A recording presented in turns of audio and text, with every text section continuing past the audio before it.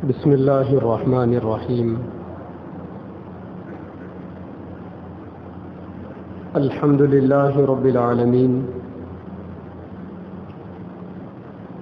والعاقبۃ للمتقین والصلاة والسلام علی سید الانبیاء والمرسلین وعلی آلہ واصحابہ اجمعین ومن تبعهم بإحسان إلى يوم الدين أما بعد فأعوذ بالله من الشيطان الرجيم بسم الله الرحمن الرحيم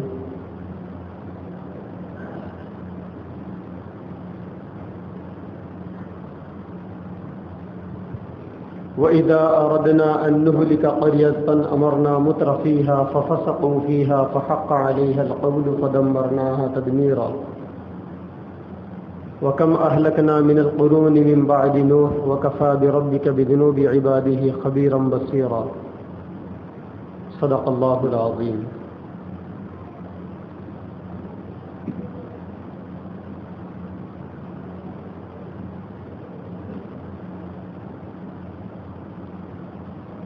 عبادت کی رات ہے، بابرکت رات ہے۔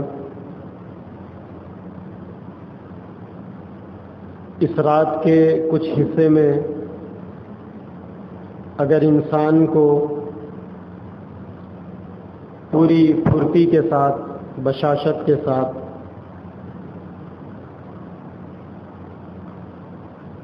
اللہ تعالیٰ کو خوش کرنے کی نیت سے کچھ دیر اگر کچھ نیکی کرنے کی توفیق مل جائے تو یہ انسان کی زندگی کا یادگار اور قیمتی لمحہ کہلائے گا۔ اللہ تبارک و تعالی نہ انسان کے سجدوں کی گنتی کو دیکھتے ہیں، نہ نمازوں کی گنتی کو دیکھا جاتا ہے، اور جو کچھ انسان خرچ کرتا ہے اللہ تعالیٰ اس کی کوانٹٹی کو بھی نہیں دیکھتے۔ اللہ کے نزدیک صرف کوالٹی دیکھی جاتی ہے۔ زندگی میں اگر ایک سجدہ بھی ایسا ہو جو اللہ کی محبت سے کیا جائے، زندگی بھر کے ایسے سجدوں سے بہتر ہے جو اللہ کی محبت سے خالی ہو۔ زندگی میں کوئی آدمی 1 روپیہ بھی خرچ کرے اللہ کو راضی کرنے کے لیے، وہ اس بڑی دولت سے بڑھ کر ہے جو اللہ تعالیٰ کے راضی کرنے کی نیت کے بغیر خرچ کیے جائے، کیونکہ اللہ تبارک و تعالیٰ کے نزدیک انسان کی نیت کا بھاؤ ہے، کوانٹٹی کا بھاؤ نہیں ہے، کوالٹی کا بھاؤ ہے۔ اللہ نے قرآن مجید کے اندر فرمایا وَمَا أُمِرُوا إِلَّا لِيَعْبُدُوا اللَّهَ مُخْلِصِينَ لَهُ الدِّينَ، کہ انسانوں کو اللہ تعالیٰ کی ایسی عبادت کرنے کا حکم دیا گیا ہے جو عبادت صرف اللہ کے لیے ہو، کسی اور کے لیے نہ ہو۔ انسان کی زندگی کے اندر ایک وقت ایسا ہونا چاہیے جس میں ہم ہو اور ہمارا رب ہو، تیسرا کوئی نہ ہو اس کے بیچ میں۔ ایک ہم ہو، دوسرا ہمارا رب ہو، تیسرا کوئی نہ ہو۔ تیسرا کوئی نہ ہو کا مطلب تیسرا کوئی آدمی بیچ میں نہ ہو، اور دماغ میں بھی کوئی نہ ہو، ذہن بھی آدمی کا فریش رہے، صاف ستھرا ذہن ہو، عبادت آدمی کی کرے تو ذہن کے اندر بھی اللہ تبارک و تعالیٰ کی بڑائی ہو۔ پھر اگر زندگی میں ایسی عبادت کرنے کی کبھی توفیق مل گئی تو وہ لمحہ زندگی کا بڑا قیمتی لمحہ ہے۔ ایک حدیث میں ہے، اللہ کے نبی نے فرمایا، فضائل اعمال کے اندر وہ حدیث کا تذکرہ ہے کہ جو آدمی 2 رکعت نماز ایسی پڑھے کہ جس کے لیے اچھے سے وضو بنایا ہو، نماز بھی اچھی پڑھا ہو، رکوع اچھا کیا ہو، سجدہ اچھا کیا ہو، پوری اطمینان کے ساتھ نماز پڑھے اور اپنے دل کی بات نماز میں نہ کرے. دل کی بات کا مطلب کوئی خیال دنیا کا نماز میں نہ آئے، پورے طور پر اللہ تبارک و تعالیٰ کی طرف متوجہ ہو. 2 رکعت ایسی نماز پڑھ کر آدمی جو بھی دعا مانگے گا وہ قبول ہوگی. کیونکہ زندگی کے اندر، عبادتوں کے اندر یکسوئی بہت ضروری ہے. یکسوئی کا مطلب اپنے دماغ کو ہر قسم کی نگیٹیوٹی سے ایمٹی کر دینا، ہر قسم کے خیالات سے اپنے دماغ کو پاک کر دینا، اپنے دل کو پاک کر دینا، اور کر کے فرصت سے عبادت کرنا. جو عبادت فرصت سے کی جاتی ہے نا، اس عبادت کی اللہ تبارک و تعالیٰ کے نزدیک بڑی قیمت ہے. اور جو آدمی صرف رسمی طور پر عبادت کرتا ہے، یا لوگوں کو دکھانے کے لیے عبادت کرتا ہے، یا کوٹھا پورا کرنے کے لیے عبادت کرتا ہے، تو پھر ایسی عبادتیں کوئی فائدہ نہیں دیتی آدمی کو. بلکہ کہنے کو تو یہ عبادتیں ہوتی ہے، الٹا آدمی کو یہ اللہ سے دور کر دیتی. اللہ تعالیٰ سے وہی عبادتیں قریب کرتی ہے جن عبادتوں کے اندر اخلاص ہوتا ہے، جو عبادتیں صرف اللہ تبارک و تعالیٰ کو راضی کرنے کے لیے دی جاتی ہیں. انسان تسبیح پڑھتا ہے اللہ کا ذکر کرنے کے لیے. ایک جگہ پر ایک بزرگ نے بیان کیا، اس کے اندر انہوں نے بڑی پیاری بات بتائی کہ وہی تسبیح پڑھنا انسان کو فائدہ دے گا جو تسبیح پڑھنا اللہ تبارک و تعالیٰ کے بڑائی کے تصور کے ساتھ ہو. اور جو تسبیح آدمی اللہ کی بڑائی کے بغیر کرے گا، بس ہاتھ میں تسبیح ہے، زبان پر جملے جاری ہے، تو انہوں نے کہا کہ ایسا تسبیح کرنے سے آدمی اللہ کے قریب ہونے کے بجائے اللہ سے دور ہو جاتا ہے. کیونکہ اللہ تبارک و تعالیٰ کا تصور اس کے دل کے اندر نہیں ہے، اللہ کی بڑائی کا تصور اس کے دل کے اندر نہیں ہے، تو اور غفلت آدمی کے اوپر آئے گی. وہ یہ سمجھے گا کہ میں عبادت کر رہا ہوں، حالانکہ عبادت نام ہے ایسی عبادت کا جو اللہ تبارک و تعالیٰ کو دیکھنے یا اللہ تعالیٰ کے دیکھنے کے تصور سے کی جائے. اب اس عبادت کے اندر کوئی تصور ہی نہیں ہے، تو لہٰذا اس کے اندر اور غفلت بڑھے گی. تو ہم میں سے ہر آدمی کو اس بات کی کوشش کرنی چاہیے کہ روزانہ 24 گھنٹوں میں ہماری زندگی میں ایک 5 منٹ کیوں نہ ہو، ایک لمحہ ایسا ہونا چاہیے کہ جس کے اندر ہم اللہ تبارک و تعالیٰ کے لیے عبادت کریں. نماز تو ہم پڑھتے ہیں، پتہ نہیں وہ نماز کی کیا حالت ہے. سجدے ہم کرتے نہیں، پتہ نہیں کرتے ہیں، پتہ نہیں سجدوں میں کیا ہمارے خیالات ہوتے ہیں. کس کو دکھانے کے لیے ہم نماز پڑھتے ہیں نہیں معلوم، کس کو دکھانے کے لیے ہم صدقہ کرتے ہیں نہیں معلوم، کس کو دکھانے کے لیے ہماری تسبیحات ہوتی ہے، ذکر و اذکار ہوتے ہیں نہیں معلوم. لیکن کم از کم کچھ منٹ تنہائی کے ایسے ہونے چاہیے جس میں صرف ہم ہو، ہمارا رب ہو. اسی لیے حدیث پاک میں اللہ کے نبی کا ارشاد ہے کہ جو بندہ بستر پر لیٹا ہوا ہو، آسمان کی طرف اس کی نظریں ہوں، ستارے آسمان میں چمک رہے ہو، چاند نکلا ہوا ہو، رات کی تنہائی ہے، آدمی اکیلا ہے، بستر پر لیٹا ہوا ہے، جسم زمین پر ہے، نگاہیں آسمان پر ہے، اور آسمان میں دیکھ کر، چاند تاروں کو دیکھ کر اس نے یہ خیال کیا کہ اللہ تعالیٰ کی قدرت کتنی بڑی ہے. اللہ نے کیسا آسمان کو ستاروں کے ذریعے سے منور کر دیا. کچھ سیکنڈ لگیں گے یہ سوچنے کے لیے. میں اپنی بات نہیں بول رہا ہوں، اللہ کے نبی کی حدیث ہے.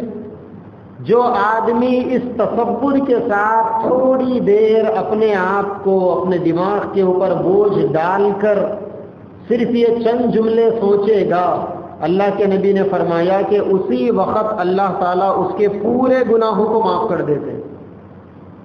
حالانکہ اس نے کوئی استغفار کی تسبیح ہی نہیں پڑھی، خالی اس نے سوچا اللہ کی بڑائی کو لیٹے لیٹے، تو حدیث میں ہے کہ اس کے سارے گناہ معاف ہو جائیں گے صرف سوچنے سے بس،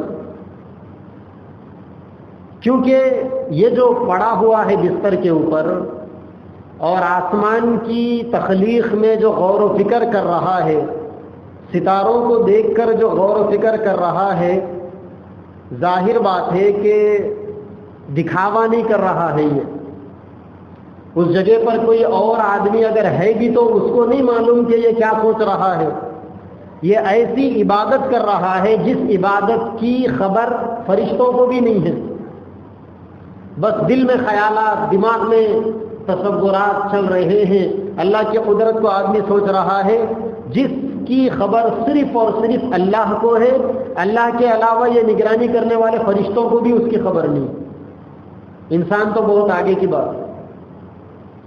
تو انسان کو اپنی زندگی میں ایک وقت ایسا رکھنا چاہیے کہ جس وقت کے اندر ہم اور صرف اللہ ہو، بس تیسری کوئی طاقت بیچ میں نہ آئے۔ یہ جو شب برات ہے یا اس قسم کے جو مواقع ہیں، اللہ تبارک و تعالیٰ یہ موقع اسی وجہ سے دیتے ہیں کہ کم از کم ان موقعوں پر بندہ صرف میرے لیے عبادت کرے۔ سال کے 365 دنوں میں 5 دن ایسی راتیں آتی ہیں، ویسے تو ہر دن اللہ تعالیٰ تہجد کے موقع پر پہلے آسمان پہ تشریف لاتے ہیں۔ جو لوگ تہجد پڑھنے والے ہیں تو ان کے لیے سال کے 365 راتیں عید کی راتیں، سال کے 365 راتیں ان کے لیے شب قدر ہے، شب برات ہے، سب ہے۔ لیکن جن لوگوں کو تہجد کی عادت نہیں ہے تو ان لوگوں کے لیے کم از کم یہ 5 راتیں، برات کی راتیں، قدر کی راتیں، قدر کر لینے کی راتیں، برات کہتے ہیں خوشی منانے کو، خوشی منانے کی راتیں، کیونکہ ان راتوں میں اللہ تعالیٰ مغرب سے ہی آسمان پر آ جاتے ہیں۔ عام دنوں میں کل کی رات اللہ تعالیٰ تہجد میں آئے تھے آسمان پر، اور آج کی رات مغرب سے ہی آ گئے ہو سننے کے لیے۔ عام دنوں میں اللہ تعالیٰ کو پانے کے لیے نیند کی قربانی دے کر، نیند کو چھوڑ کر اٹھنا پڑتا ہے، لیکن آج نیند آنے سے پہلے اللہ آگے، ڈائریکٹ ملاقات۔ فرشتے وہاں سے کچھ اعلان کر رہے ہیں اللہ کی طرف سے، ہمیں سنائی نہیں دے رہا ہو، لیکن اللہ کے نبی صلی اللہ علیہ وسلم نے 1450 سال پہلے ہمیں سنا دیا کہ شب برات کی رات اللہ تعالیٰ پہلے آسمان پر تشریف لاتے ہیں، فرشتوں سے کہتے ہیں اعلان کرو، اور فرشتہ اعلان کرتا ہے اے زمین والوں، اے اللہ کے بندوں، کون بندہ ہے جو آج کی رات اپنے گناہوں سے توبہ کرے، اللہ اس کے توبہ کو قبول کرے گا۔ کون بندہ ہے جو آج کی رات بیماریوں سے شفا حاصل کرنا چاہے، اللہ اسے بیماریوں سے شفا دے دیں گے۔ کون بندہ ہے جو آج کی رات اپنی پریشانیوں سے چھٹکارا پانا چاہے، اللہ اسے پریشانیوں سے چھٹکارا دے دیں گے۔ کون بندہ ہے جو اپنی روزی روٹی کے، اپنے فائنانشیلی پرابلمز کو اللہ تبارک و تعالیٰ سے سالو کروائے، اللہ تعالیٰ سے حل کروائے، اللہ تعالیٰ اس کے پرابلمز کو سالو کریں گے، اللہ اس کے مسائل کو حل کریں گے۔ مغرب سے ہی چل رہا وہاں پر۔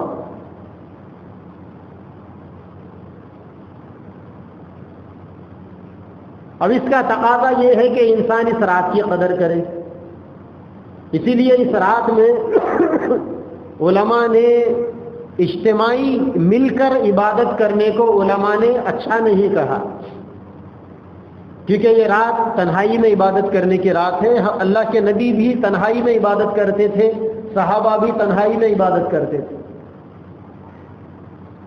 کچھ علماء تو اس رات میں بیان کرنے کو بھی صحیح نہیں سمجھتے، لیکن بعض علماء نے اجازت دے دی کہ بیان سننے میں، بیان کرنے میں بہت سارے لوگ بیٹھے ہوئے ہوتے ہیں، چونکہ دین کی باتیں سننا بھی عبادت ہے، تو ایک دوسرے کو دیکھ کر، کہاوت مشہور ہے نا کہ خربوزے کو دیکھ کر خربوزہ رنگ پکڑتا ہے، ایک دوسرے کو دیکھ کر بشاشت کے ساتھ کچھ دیر بیان سنیں گے، اللہ کی دین کی، قرآن کی، نبی کی باتیں سنیں گے، تو یہ بھی عبادت میں کاؤنٹ ہو جائے گا۔ لیکن پوری رات صرف بیان بھی نہیں ہونا چاہیے، بیان اتنا ہو جتنے میں کام کی باتیں، آج کے حد تک کی باتیں کم از کم، یا زندگی کے صحیح گزارنے کے لیے کچھ اگر شیڈول ہو ہمارے پاس اس کا مذاکرہ۔ بقیہ 9:45 تو ہو چکے ہیں، 6:30 بجے مغرب ہوئی تھی، قریب 3.25 گھنٹے کی رات گزر گئی۔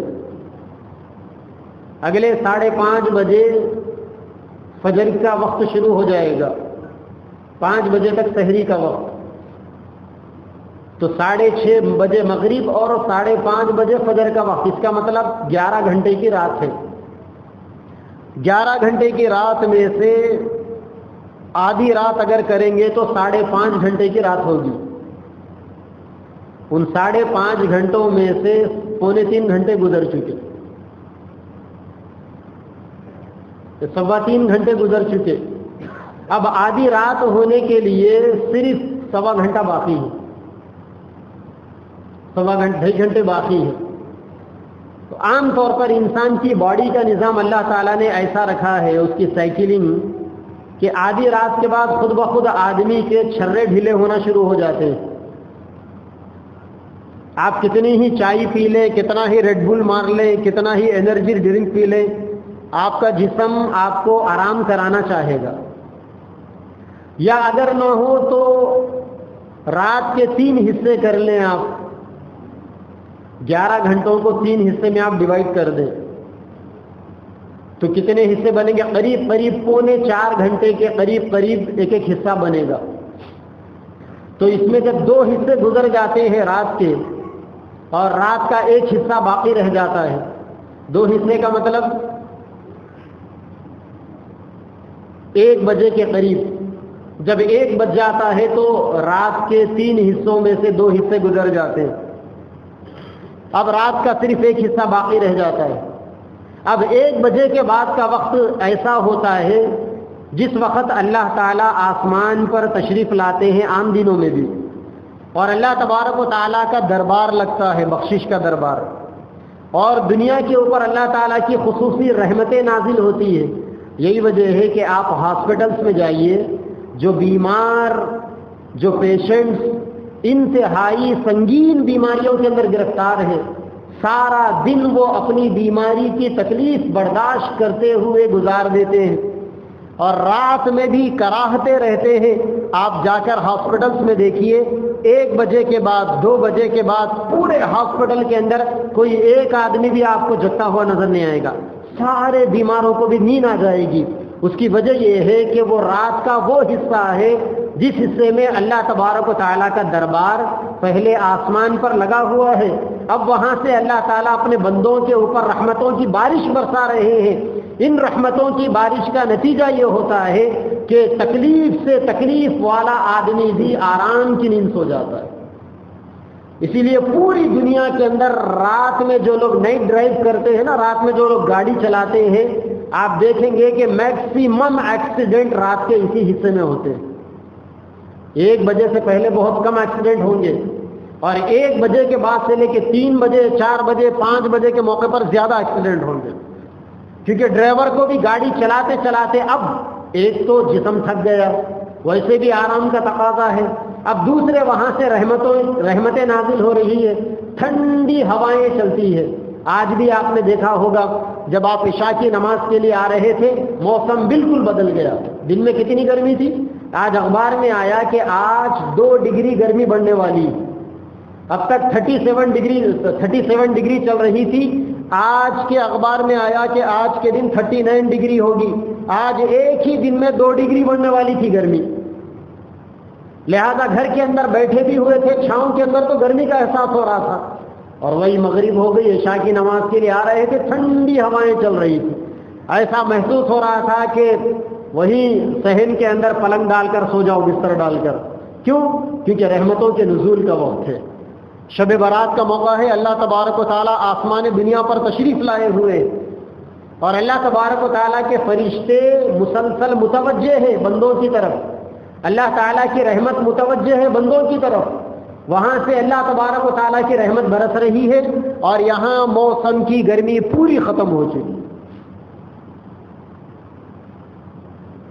تو آج کی رات میں ہم لوگوں کو اللہ تعالیٰ کی اس رحمت کا شکار ہو کر نیند کے آغوش میں جانے سے پہلے جب تک جسم کے اندر بشاشت ہے اس وقت تک کم از کم کچھ عبادت کر لینی چاہیے۔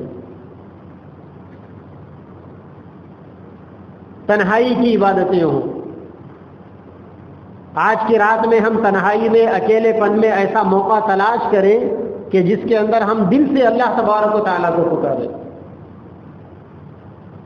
اپنے رب کو تو پکار دل سے صرف ایک بار۔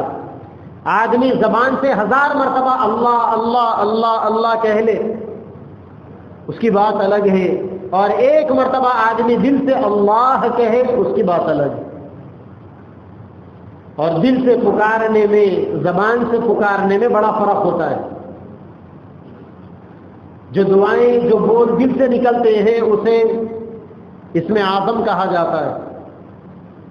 احادیث میں ہے کہ اسم اعظم سے جب دعا مانگی جاتی ہے تو دعا قبول ہوتی۔ اسم اعظم کا مطلب اللہ کا بڑا نام۔ جب اللہ تعالیٰ کا بڑا نام لے کر دعا مانگی جاتی ہے تو دعا قبول ہوتی ہے۔ اب اللہ تعالیٰ کا بڑا نام کون سا ہے، اسم اعظم کون سا ہے؟ بعض علماء نے کہا یا حی یا قیوم، یہ اسم اعظم ہے۔ اسی لیے بعض علماء نے آیت الکرسی کو اسم اعظم کہا، کیونکہ اس کے اندر ہے نا اللہ لا الہ الا هو الحی القیوم۔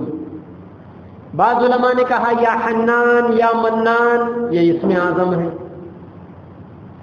بعض علماء نے کہا کہ اللہ خود اسم اعظم ہے۔ بعض علماء نے کہا سورہ فاتحہ اسم اعظم ہے۔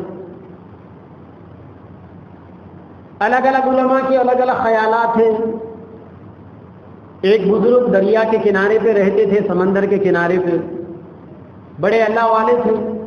لوگوں کو معلوم تھا کہ ان کے پاس اسم اعظم کا راز ہے، اگر کوئی جا کے ان سے وہ راز لینا چاہے تو وہ راز دے دیتے ہیں۔ اسم اعظم کسے کہتے ہیں وہ دے دیتے ہیں۔ ایک نوجوان ان کے پاس گیا، اس نے پوچھا کہ حضرت اسم اعظم سیکھنے کے لیے آیا ہوں آپ کے پاس۔ حضرت نے کہا کہ جامعہ جا، تیرے بس کی بات نہیں ہے اسم اعظم سیکھنا۔ اس نے کہا کہ نہیں حضرت اس میں کیا ہے، میں سیکھوں گا، آپ سکھائیے مجھے۔ حضرت نے کہا اچھا چل آ جا۔ اس کو لے کر دریا کے پاس گئے، سمندر کے پاس، کشتی میں اس کو بٹھایا، کشتی چلانا شروع کی۔ دریا کے بیچ میں لے جا کر کشتی میں سے اس کو پانی میں ڈھکل دیے۔ جانے سے پہلے پوچھ لیے تھے تیرنا آتا یا نہیں آتا۔ اس نے کہا کہ تیرنا نہیں آتا۔ بولے چل اب اچھا ہے، آج ایک دن میں ہی سیکھ لے گا تو اس میں اعظم کیا ہے۔ کشتی میں لے جا کر اس کو پانی میں بیچ میں ڈھکل دیے۔ اب تیرنا نہیں آتا تو کیا کرے گا، غوطے کھائے گا، ڈوبنا شروع ہوگا۔ اب وہاں سے اس کو پھینک کے کشتی چلاتے ہوئے واپس آنا شروع۔ اب ان وہاں سے حضرت آواز دے رہا، حضرت بچا لو، یہ کیا حرام کا پناہ ہے، مجھے لا کے پانی میں ڈھکل کے چلے جا رہے ہیں، حضرت بچا لو، حضرت بچا لو۔ حضرت بولے ڈوبنے دو، مرنے دو۔ بہت دور تک جانے کے بعد اب اس کی زبان سے نکلا اللہ تو ہی ہے بچا لے بس۔ جیسا ہی زبان سے نکلا فوری کشتی تیزی سے پلٹا کر واپس آئے، ہاتھ دے کر اس کو اٹھایا، کشتی میں ڈال کے واپس لائے۔ اسے کہا کہ سمجھ میں آیا کہ اسم اعظم کسے کہتے ہیں؟ اس نے کہا کہ سمجھ میں آ گیا۔ حضرت نے کہا کہ بول کسے کہتے ہیں؟ اس نے کہا کہ ساری دنیا سے کٹ کر ایک اللہ کے اوپر بھروسہ رکھ کر اللہ کو پکارنے کا نام اسم اعظم۔ اور جب تک دل کے اندر، دماغ کے اندر دنیا بسی ہوئی ہے، دنیا کے لیڈر بسے ہوئے ہیں، گورنمنٹ کا سسٹم بسا ہوا ہے، پولیس والوں کا ڈر خوف بسا ہوا ہے، حکومتوں کا خوف بیٹھا ہوا ہے، لوگوں کے شر پھیلانے کے اندیشے دماغ کے اوپر سوار ہے، اس وقت تک آدمی کروڑوں مرتبہ بھی اللہ اللہ اللہ اللہ پکار کے فرق پڑنے والا نہیں۔ اللہ تعالیٰ چاہتے ہیں کہ ایک مرتبہ میرا بندہ اپنے دماغ کو سب سے ایمٹی کر کر مجھے پکارے، سب سے اپنے دماغ کو پاک کر کر، اپنے دماغ سے سب کو نکال کر اللہ کو پکارے۔ اس کے لیے شب برات ہے، کیونکہ آدمی جب تنہائی میں اللہ کی عبادت کرتا ہے اور تنہائی کے اندر اللہ کے علاوہ اپنا پارٹنر کسی اور کو نہیں سمجھتا، تو پھر آدمی خود فیل کرنے لگتا ہے، محسوس کرنے لگتا ہے کہ میں ہوں، میرا رب ہے بس۔ اور یہ ریلیشن شپ ایسی ریلیشن شپ ہے جو بندے اور خدا کے درمیان میں جو گیپ تھا نا، اس گیپ کو پاٹنا شروع کرتا ہے۔ یہی وجہ ہے کہ آدمی 100 لوگ مل کر اگر عبادت کر لیں تو آدمی کا اللہ تعالیٰ سے وہ تعلق قائم نہیں ہو سکتا جو تعلق تنہائی میں عبادت کرنے سے قائم ہوتا ہے۔ یہ جو کہتے ہیں نا اجتماعی اعمال، اجتماعی اعمال کا مطلب یہ ہے کہ ید اللہ علی الجماع، اللہ کی مدد جماعت کے ساتھ میں ہے۔ اور جب ایک جماعت ہوتی ہے، کئی لوگ ملے ہوئے ہوتے ہیں اور ایک آدمی کوئی غلط بات بول بھی دے دیتا ہے، تو چونکہ اس کے اندر ہر قسم کا علم رکھنے والے ہوتے ہیں، ہر قسم کے نیک اور برے لوگ ہوتے ہیں، تو ان میں سے کسی کی نیکی سامنے والوں کو گناہ میں جانے سے بچا لیتی، کسی کا اچھا علم سامنے والوں کو بری معلومات پر عمل کرنے سے بچا لیتی ہے۔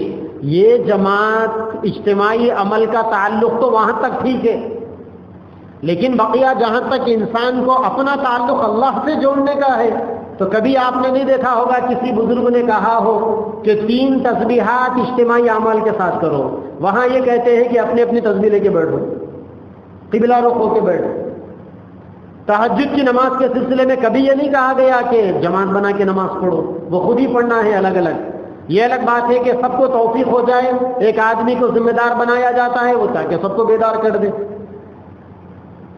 فرض نمازیں اجتماعی عمل ہے، سارے لوگ جمع ہو کر کرتے ہیں فرض نمازیں، لیکن ان فرض نمازوں کے علاوہ اور بھی تو نمازیں ہیں، سنتیں ہیں، نفل ہے۔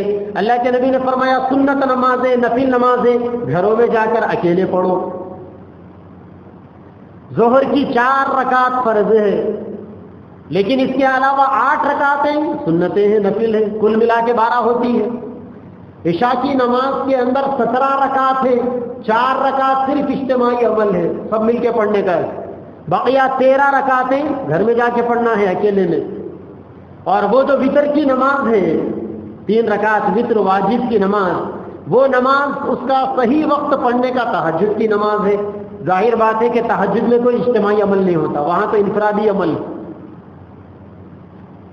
اسی لیے اللہ تعالیٰ نے اپنے نبی سے کیا کہا، یا ایھا المزمل، اے چادر لپیٹ کر سونے والے نبی، قم، کھڑے ہو جاؤ، چلو نماز پڑھنے، قم اللیل الا قلیلا، اب نماز کے لیے کھڑے ہو جاؤ، رات میں نماز پڑھو۔ یہاں پر اللہ تعالیٰ نے لیل کہا جس کے معنی نائٹ کے، اللہ نے نہار نہیں کہا جس کے معنی ڈے کے آتے ہیں، دن کے آتے ہیں۔ قم اللیل الا قلیلا، اے نبی یا تو پوری رات عبادت کرو، الا قلیلا، یا تھوڑی رات عبادت کرو۔ پھر اس کے بعد اللہ نے ایک عجیب دوسری آیت شریفہ نازل فرمائی، نصفہ او انقص۔ پہلے اللہ نے کیا کہا، پوری رات عبادت کرو، سونا چھوڑو۔ اب اللہ تعالیٰ اپنے نبی کو اپنے سے راز و نیاز قائم کرنے کے لیے بستر سے اٹھا رہے ہیں، اور اٹھاتے ہوئے اللہ نے کیا کہا، سب سے پہلے قم اللیل، پوری رات کے لیے آ جاؤ مصلی پہ، اور اگر پوری رات نہیں کر سکتے الا قلیلا، رات کا کچھ حصہ آ جاؤ۔ اچھا یہ نہیں، دوسری ترتیب، نصفہ او انقص منہ، آدھی رات کے لیے آ جاؤ، 11 گھنٹے کی رات ہے نا، 5.5 گھنٹے آ جاؤ مصلی پہ، بقیہ وہ جو 5.5 گھنٹے ہیں اس میں مغرب کی نماز، عشاء کی نماز، شام کا کھانا، رات کی نیند پوری کر لے کے آ جاؤ۔ نصفہ او انقص منہ الا قلیلا، یا تو آدھی رات یا پھر آدھی رات سے اور کچھ کم کر لو، ٹھیک ہے 5.5 گھنٹے نہیں 3.5 گھنٹے آ جاؤ. کون بلا رہے؟ اللہ تعالیٰ اپنے نبی کو بلا رہے انفرادی عمل کے لیے، تنہائی کی عبادت کے لیے. سورہ مزمل 29واں پارے کے اندر. پھر اس کے بعد اوزد علیہ، اللہ تعالیٰ پھر بول رہے ہیں. پہلے اللہ نے کیا کہا؟ پوری رات. پوری رات اگر امپاسبل ہے تو رات کا کچھ حصہ. پھر اس کے بعد اللہ نے کہا آدھی رات آ جاؤ. اگر آدھی رات یعنی آج کل 11 گھنٹے کی رات ہے، اگر آپ 11 گھنٹے کی رات میں آدھی رات کے لیے 5.5 گھنٹے کے لیے نہیں آتے، ابھی اس منہ آدھی رات سے کچھ کم کر لو، 1 گھنٹہ اور سو جاؤ، 2 گھنٹے اور سو جاؤ، آ جاؤ. اچھا اگر میرے پاس آنے سے تم کو اور زیادہ محبت ہو رہی ہے اور تنہائی میں عبادت کرنے کا اور مزہ آ رہا ہے، اب اللہ تعالیٰ اور ایک چیز کہہ رہے ہیں، اوزد علیہ، آدھی رات سے بھی اور تھوڑا بڑھا لو. یعنی یہ 5.5 گھنٹے پہ 1 گھنٹہ 1.5 گھنٹہ یا آدھا گھنٹہ یا 2 گھنٹے اور پلس کر لو. 6 گھنٹے عبادت کر لو، 7 گھنٹے عبادت کر لو، 7.5 گھنٹے 8 گھنٹے عبادت کر لو. اللہ تعالیٰ اپنے نبی کو 4-5 آپشن دے رہے ہیں تنہائی کی عبادت کے. اور یہ آپشن اس وجہ سے دیے جا رہے ہیں کہ جب بندہ تنہائی کے اندر عبادت کرتا ہے نا تو اس کا مزہ ہی کچھ اور ہوتا ہے. ہم نے تو جماعت کی نمازوں کا مزہ دیکھا ہوگا، لیکن کبھی تنہائی میں 2 رکعت نماز اس تصور کے ساتھ پڑھے کہ میں ہوں میرا رب ہے بس. اس 2 رکعت کی اس تصور سے ادا کی جانے والی نماز کا مزہ آپ دیکھیں تھے. آپ نے تراویح کے اندر پورا قرآن سنایا، تنہائی کے اندر کمرے کو بند کر مصلی بچھا کر صرف انا اعطیناک الکوثر کا سورہ پڑھو، جو قرآن کی سب سے چھوٹی سورت ہے، صرف 3 آیتیں، صرف 1 لائن. اور یہ سورت آپ 1 رکعت میں سورہ فاتحہ کے بعد پڑھو اور اس تصور کے ساتھ پڑھو کہ میں یہ سورہ کوثر میرے رب کو سنا رہا ہوں. خدا کی قسم کھا کر کہتا ہوں، تراویح میں پوری قرآن سنانے کا یا سننے کا جو مزہ تھا نا، اس سے زیادہ مزہ انا اعطیناک الکوثر کا سورہ پڑھنے میں آئے گا. کیونکہ لوگوں کے ساتھ میں جب تھے تو آپ کا دماغ ڈائیورٹ تھا، لیکن جب آپ یکسو ہو گئے اور آپ کا پورا کنسنٹریشن اللہ تبارک و تعالیٰ کی ذات کی طرف ہے، پورے خیالات سے پورے تصور سے آپ اللہ تبارک و تعالیٰ کی طرف متوجہ ہے، اب انا اعطینا کا بھی سورہ پڑھیں گے تو مزہ آئے گا. اب تنہائی کے اندر 1 مرتبہ سبحان ربی الاعلی، امام صاحب کے پیچھے سجدے میں آپ سبحان ربی الاعلی 5 مرتبہ 7 مرتبہ 9 مرتبہ پڑھو گے آپ برابر. رکوع میں جاؤ گے سبحان ربی العظیم پڑھو گے، زندگی گزر گئی پڑھتے پڑھتے. آج 1 مرتبہ تنہائی کے اندر پڑھو، رکوع میں جاؤ اور سبحان ربی العظیم کہو تو یہ نیت کرو کہ میرا عظمتوں والا رب ہر عیب سے پاک ہے. سجدے میں جاؤ سبحان ربی الاعلی کہو اور یہ تصور کرو کہ میرا سب سے بلند و بالا رب ہر عیب سے پاک ہے. اللہ اکبر کہو اور یہ تصور کرو کہ میرا وہ رب جو کائنات کی ہر چیز سے بڑا ہے، وہ یقیناً سب سے بڑا ہے، وہ میرا رب اللہ ہے. اس تصور کے ساتھ 1 مرتبہ اللہ اکبر کہنا، 1 مرتبہ سبحان ربی الاعلی کہنا اور 1 مرتبہ سبحان ربی العظیم کہنا. پھر اس میں جو مزہ آئے گا نا، سبحان اللہ کی قسم، یہ مزہ پھر کسی گرل فرینڈ سے یا بیوی سے یا کسی عورت سے یا اپنی ماں سے یا اپنی اولاد سے یا ہم جس کو چاہتے ہیں ان سے بات کرنے سے یا میوزک سننے سے یا اپنے خواہشات کی چیزیں پوری کرنے سے وہ مزہ آدمی کو نہیں آتا جو مزہ 1 مرتبہ اللہ تبارک و تعالیٰ کی بڑائی کے تصور کے ساتھ اللہ اکبر کہنے میں آئے گا.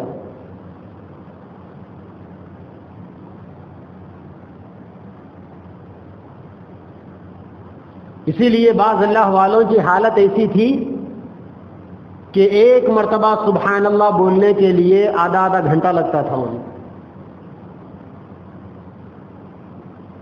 آدھے گھنٹے میں آپ 1000 مرتبہ بول لو گے سبحان اللہ. لیکن بعض اللہ والے ایسے تھے جو ایک مرتبہ سبحان اللہ کہنے کے لیے آدھا گھنٹہ لگتا تھا ان کو.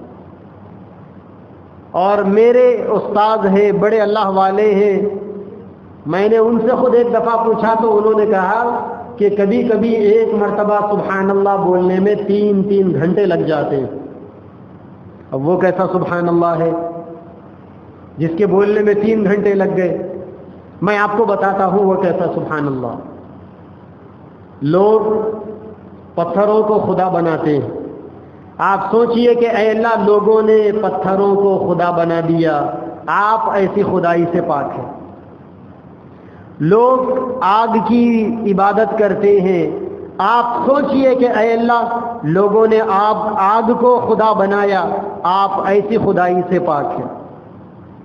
لوگ ستاروں کی عبادت کرتے ہیں، ستاروں کی پوجا ہوتی ہے، آپ سوچئے اے اللہ لوگوں نے ستاروں کو خدا بنا دیا، آپ ایسی خدائی سے پاک ہیں. لوگ سورج کی پوجا کرتے ہیں، سوریہ نمسکار ہوتا ہے، آپ سوچئے اے اللہ لوگوں نے سورج کو خدا بنایا، آپ ایسی خدائی سے پاک ہیں. لوگ چاند کی عبادت کرتے ہیں، آپ سوچئے اے اللہ لوگوں نے چاند کو خدا بنایا، میں ایسی خدائی کا انکار کرتا ہوں، آپ ایسی خدائی سے پاک ہیں. لوگ سانپ کی پوجا کرتے ہیں، سانپ کی عبادت ہوتی ہے، آپ کہیے کہ اے اللہ لوگوں نے سانپ کو خدا بنایا، میں گواہی دیتا ہوں آپ ایسی خدائی سے پاک ہیں. لوگوں نے عورتوں کی پوجا شروع کر دی، ان کو خدا ماننا شروع کر دیا، آپ سوچے اے اللہ لوگوں نے عورتوں کو خدا بنایا، میں گواہی دیتا ہوں آپ ایسی خدائی سے پاک ہے. 3 گھنٹے تک ایسی چیزوں کو سوچنا کہ جن جن چیزوں کو لوگوں نے اللہ تبارک و تعالیٰ کی خدائی میں شریک ٹھہرایا، پھر اس کے بعد اللہ کو گواہ رکھ کر کہنا سبحان اللہ میرا رب یہ ساری گندگیوں سے پاک ہے. اب بولو اس سبحان اللہ میں اور ساری زندگی کے سبحان اللہ میں فرق ہے کہ نہیں؟ یہ جو ایک سبحان اللہ ہے نا جو 3 گھنٹے کے بعد بولا گیا یا آدھے گھنٹے کے بعد بولا گیا، اس سبحان اللہ کے لیے وہ فضیلت ہے جو احادیث میں آئی ہے کہ ایک مرتبہ سبحان اللہ کہنا آسمان و زمین کو نیکیوں سے بھر دیتا ہے. نہ آپ کے منہ میں جو ہے گالیاں بھی چل رہی اور سبحان اللہ بھی چل رہا، غیبت بھی چل رہی سبحان اللہ بھی چل رہا، دکان میں ڈیلنگ بھی چل رہی، خرید و فروخت بھی چل رہا، سبحان اللہ چل رہا. یہ لپا ڈوپیوں کا سبحان اللہ ہے آپ کا.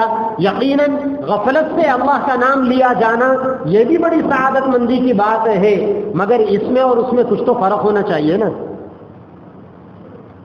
رول گولڈ کے اندر اور پیور گولڈ کے اندر کوئی فرق ہے کہ نہیں ہے؟ رول گولڈ ہے نا، رول گولڈ آج کل بڑی مارکیٹ ہے اس کی بھی. ایسے ایسے نیکلس بنے ہوئے ملیں گے، ایسے ایسے ہار ملیں گے، رول گولڈ کے ایسے ایسے کنگن ملیں گے، دیکھنے سے یوں لگے گا کہ 24 کیرٹ کا سونا ہے یہ، اور لے جا کر دیکھیں گے تو کچھ بھی نہیں ہوگا، وہ بالکل کھوٹا ہوگا مال.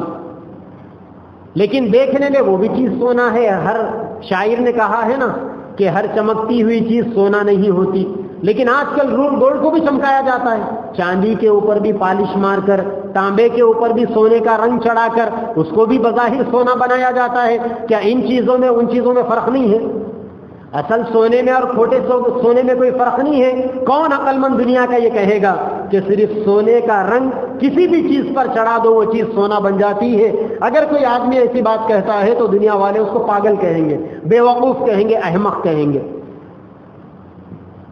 اسی لیے اپنی عبادتوں کو سونے کا رنگ چڑھانا بند کرو، اس کو سونے کی بنانا شروع کرو. اور عبادتیں سونے کی بنتی ہے تنہائی کی عبادتوں سے.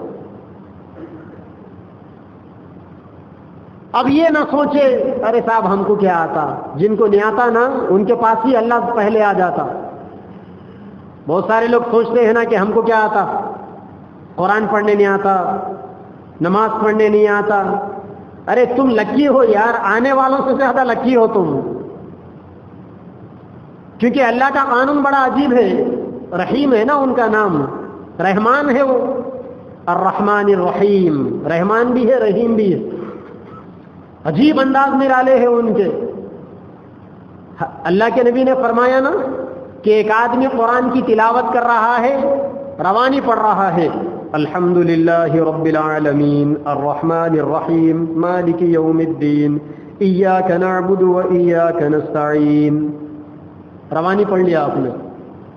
اور ایک آدمی ہے الحمد للہ رب العالمین الرحمن الرحیم مالک یوم الدین ایاک نعبد و ایاک نستعین. فرق ہے نا دونوں کے پڑھنے میں؟ اللہ کے نبی نے فرمایا جس نے الحمدللہ رب العالمین پڑھا اس کو 1 ثواب، اور جس نے الحمدللہ رب العالمین اس کو 2 ثواب. دیکھو سودا کیسا ہو رہا.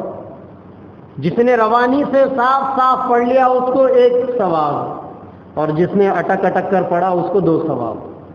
صحابہ نے پوچھا یا رسول اللہ اس میں کیا لاجک ہے؟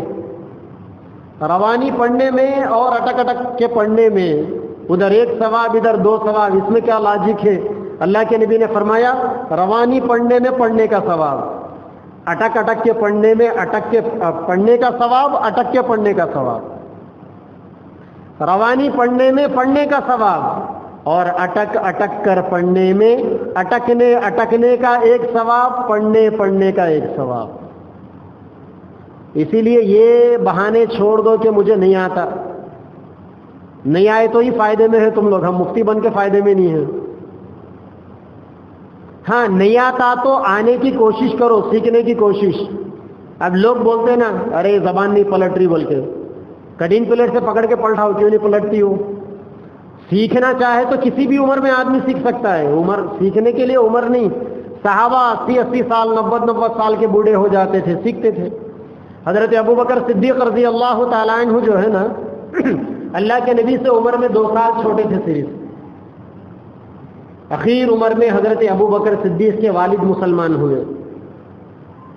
ابو قحافہ نام تھا ان کا. حضرت ابوبکر صدیق رضی اللہ تعالیٰ عنہ ایک واحد صحابی ہے جن کی 4 پیڑھیاں اللہ کے نبی پہ مسلمان ہوئے تھے. حضرت ابوبکر صدیق سب سے پہلے مسلمان ہونے والے، ان کے بیٹے مسلمان، ان کے پوترے مسلمان، اور ان کے والد بھی مسلمان.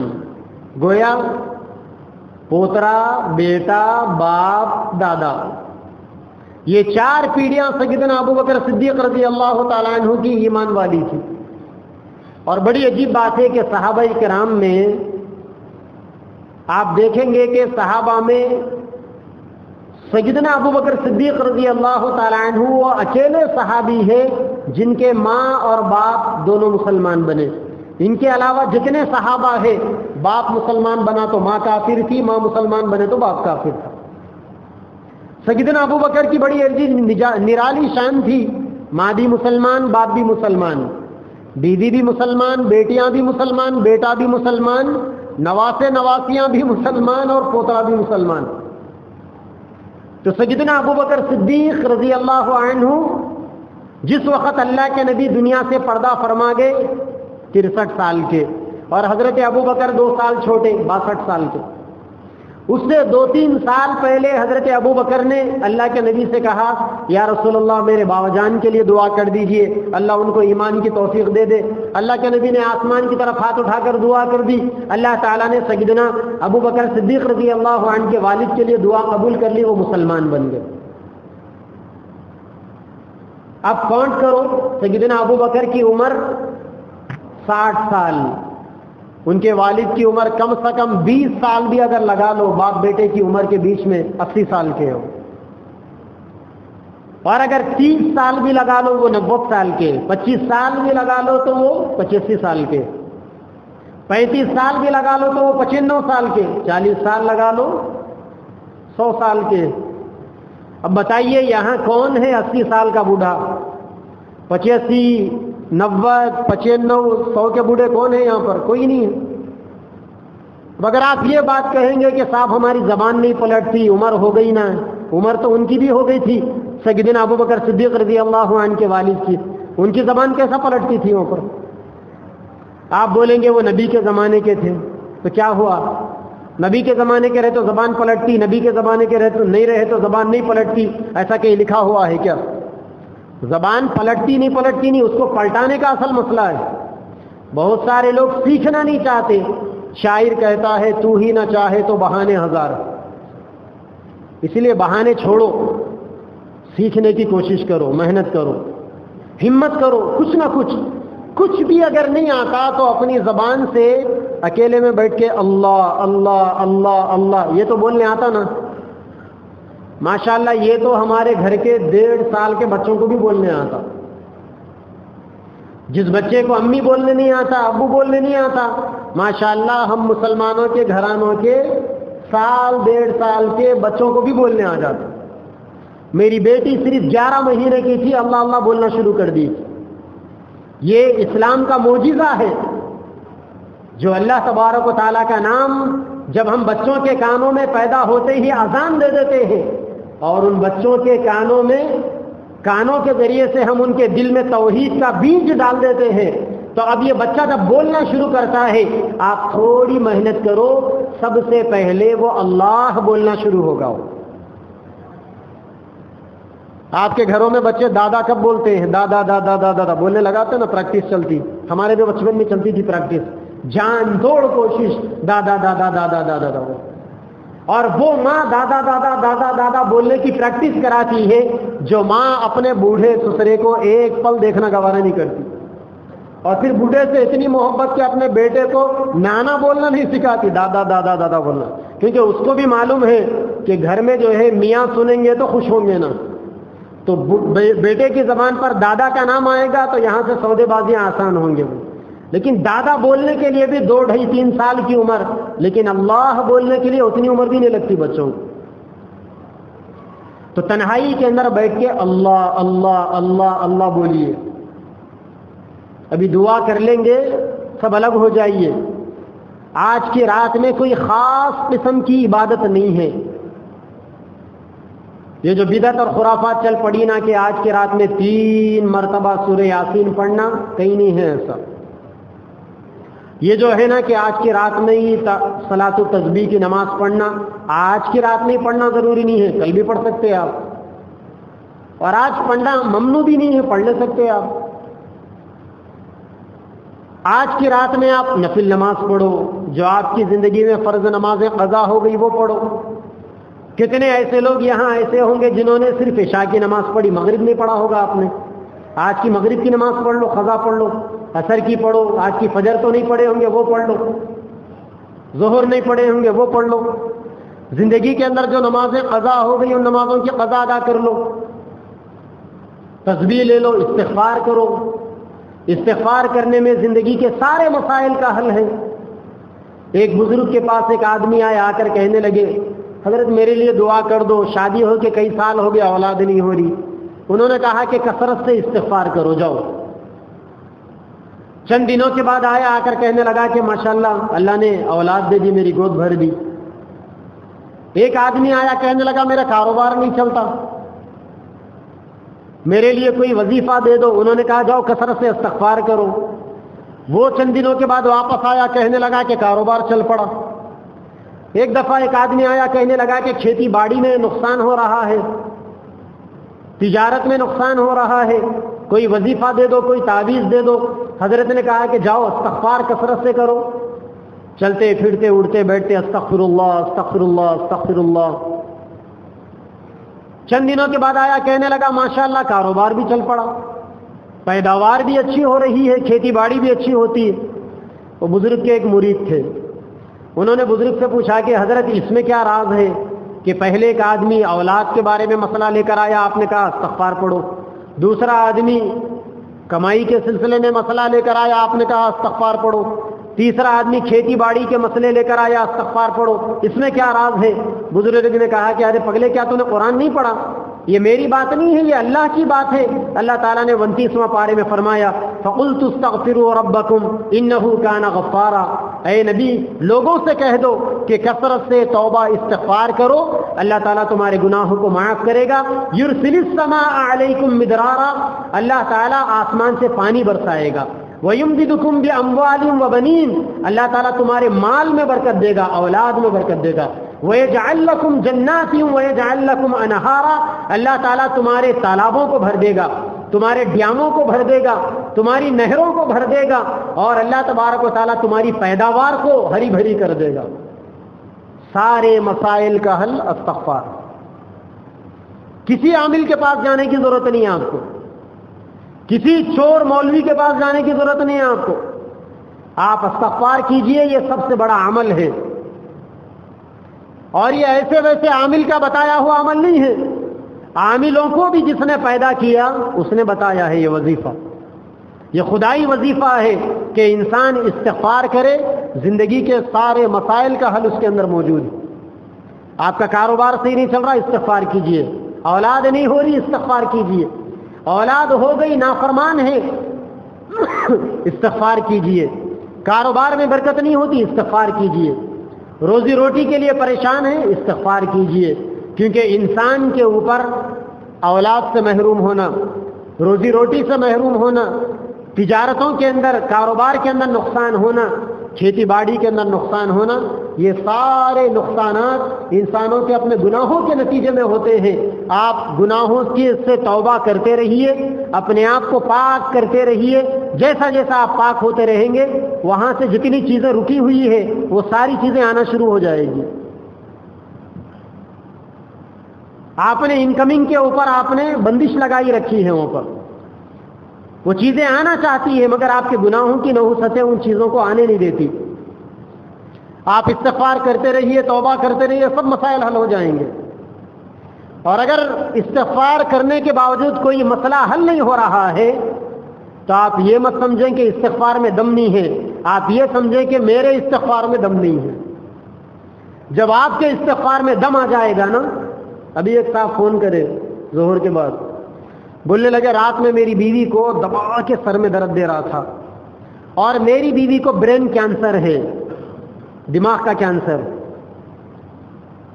کئی ہفتوں سے مہینوں سے پریشان ہے، زندگی اور موت کی کشمکش میں، رات میں سر میں شدید تکلیف ہوئی۔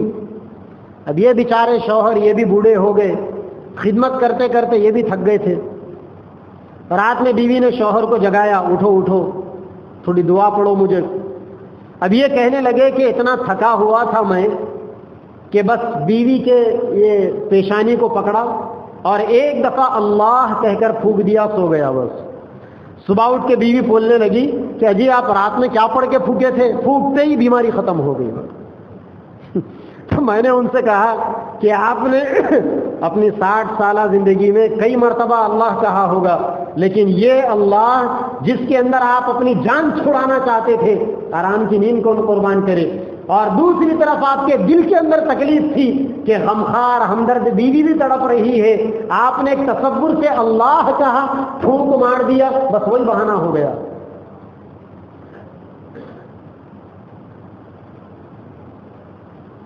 استغفار کثرت سے کیجیے، درود شریف پڑھیے، اللہ کے نبی کے احسانات ہیں ہمارے اوپر۔ درود، ایک مرتبہ درود شریف پڑھنے سے 40 فائدے ہیں، 10 نیکیاں ملے گی، 10 درجے بلند ہوں گے، 10 گناہ معاف ہوں گے، 10 رحمتیں نازل ہوگی، اور اللہ تعالیٰ رحمتیں اپنے خاص بندوں پر نازل کرتے ہیں۔ آپ کتنے ہی گنہگار کیوں نہ ہو، آپ درود شریف پڑھنا شروع کر دیجئے۔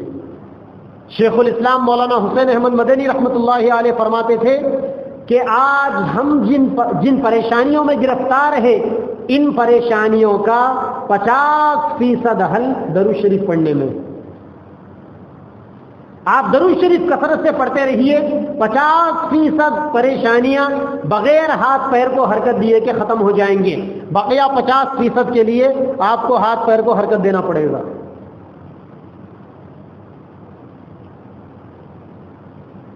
آج کل لوگ دماغی ٹینشن کا شکار ہیں، کاروبار کے سلسلے میں ٹینشن، رشتوں کے بارے میں ٹینشن، دوست و احباب کے بارے میں ٹینشن، اولاد نافرمان ہے ٹینشن، قرضے زیادہ ہو گئے ٹینشن، نوکریاں نہیں ملتے ٹینشن۔ اب کیا ملیں گے نوکریاں ان کی حکومت میں، ایسو بھی چلے جا رہے ہیں، میں کھاؤں گا نہ کھانے دوں گا،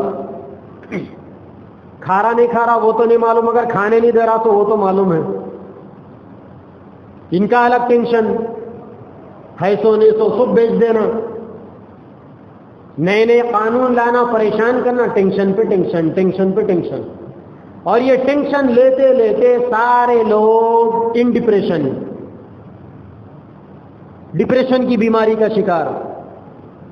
اب جب دماغ ہی انسان کا ڈپریشن میں ہے تو پھر کہاں سے صحت اچھی رہے گی؟ ایک بادشاہ تھے، ان کے زمانے میں ایک حکیم نے اعلان کیا کہ زندگی میں خوش رہنے کے بارے میں نے ایک کتاب لکھی ہے، اور بڑی مہنگی کتاب ہے، چہارشنبے کے دن مارکیٹ میں آؤں گا، کتاب بیچوں گا۔ جیسا ہی پورے شہر کے اندر اعلان ہو گیا، بادشاہ بھی چہارشنبے کے دن صبح ہی جا کے کرسی ڈال کے بیٹھ گیا مارکیٹ میں، کیونکہ سب سے زیادہ ڈپریشن اور ٹینشن بادشاہ کو تھا۔ بادشاہ چاہتا تھا کہ وہ کتاب میں بھی خریدوں، چنانچہ وہ صاحب آئے، حکیم صاحب کتاب بیچنے کے لیے۔ اب بادشاہ بیٹھے ہوئے ہیں، ان سے زیادہ قیمت اور کون لگا سکتا ہے؟ انہوں نے کہا کہ 200 پیجز کی کتاب ہے اور قیمت اس کی اتنی ہے، اور اس کتاب کے اندر راز لکھا ہوا ہے صحت مند رہنے کا، خوش رہنے کا، سکون سے رہنے کا۔ بادشاہ نے منہ مانگے قیمت لگائی، کتاب لے کر گئے۔ فرصت سے تنہائی میں بیٹھ کر بادشاہ نے کتاب کا فرسٹ پنا کھولا تو اوپر لکھا ہوا ہے سکون رہنے کے راز بتانے والی کتاب۔ خوش ہو گیا بادشاہ، یہی چیز چاہیے تھی ہم کو۔ دوسرا پنا پلٹا، پورا بلینک پیپر، تیسرا پلٹا بلینک پیپر، چوتھا پلٹا بلینک پیپر، پلٹاتے پلٹاتے پلٹاتے 199 پیجز پورے بلینک۔ بادشاہ کا پارا گرم ہو گیا، یہ کون سی کتاب ہے بھائی، اور یہ کون سا نسخہ ہے؟ جب آخری پیج پلٹایا تو اس کے اوپر لکھا ہوا تھا زندگی میں سکون حاصل کرنے کے لیے پیر گرم، دماغ ٹھنڈا ہونا چاہیے، بس کتاب ختم۔ پیر گرم، دماغ ٹھنڈا، یعنی آپ ٹینشن کو دماغ میں مت پالیے، ٹینشن فری رہیے، اور گاڑیوں کا، کاروں کا اتنا عادی مت بنائیے، اپنے آپ کو واکنگ کی عادت ڈالیے، جاگنگ کی عادت ڈالیے، پیروں کے اندر گرمی باقی رہے تاکہ انسان ہلچل کرے گا، کولیسٹرول گھٹے گا، انسان کی بیماری، رطوبتیں اور ساری چیزیں انسان کے جسم کے اندر سے جائے گی۔ پیروں کو گرم رکھو، دماغ کو ٹھنڈا رکھو، یہی ایک راز ہے زندگی کے اندر چین و سکون حاصل کرنے کا۔ تو آج ہم میں سے ہر آدمی دماغ کو گرم کیا ہوا ہے اور ڈپریشن کا شکار ہے۔ اگر آپ کو اینٹی ڈپریشن کی ٹیبلٹ چاہیے تو کثرت سے درود شریف پڑھیے، جتنا آپ درود شریف پڑھیں گے انشاءاللہ آپ کا ڈپریشن ہلکا ہوتا رہے گا۔ اس سے بڑا وظیفہ، اس سے بڑا ٹیبلٹ، اس سے بڑا نسخہ اور اس سے بڑی آیت اور اس سے بڑا مشورہ کوئی دنیا کے اندر ہو ہی نہیں سکتا کہ زندگی کے سارے مسائل کا حل کثرت سے استغفار کرنا، اللہ تبارک و تعالیٰ سے رجوع کرنا، اور زندگی کی ساری بے چینیوں کا، پریشانیوں کا حل درود شریف کثرت سے پڑھنا۔ اللہ تبارک و تعالیٰ ہم سب کو عمل کی توفیق عطا فرمائے۔ وآخر دعوانا الحمدللہ رب العالمین۔